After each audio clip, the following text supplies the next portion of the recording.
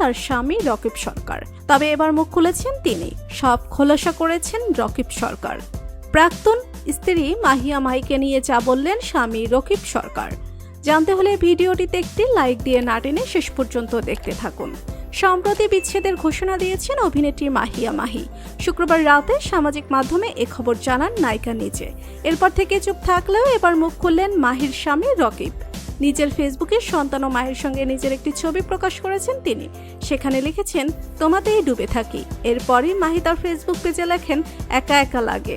রকিব ও মাহির post করা ছবি status একই সূত্রে গাঁথা বলে ধারণা করছেন তাদের ভক্ত অনুসারীরা।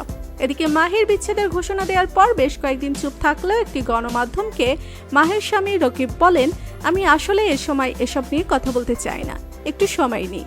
আমিও একটা ভিডিও করে সবকিছু বলবো। আমি এসব নিয়ে কোথাও কোনো মন্তব্য করিনি। আমি একটু সবকিছু অবজার্ভ করছি।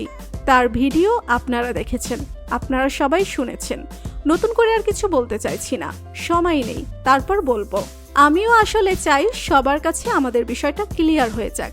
আমি আমার ছেলে ফারিসকে খুব ভালোবাসি। আমি আমার সবটুকু দিয়ে ফারিসকে ভালো রাখতে চাই। আপনারা সবাই আমাদের অতীত বর্তমান সব জানেন, তাই আপনাদের কাছে সব শেয়ার করতে আমার কোনো দ্বিধা নেই। আপনারা ধৈর্য ধরুন, আমি শীঘ্রই সব সামনে নিয়ে আসবো।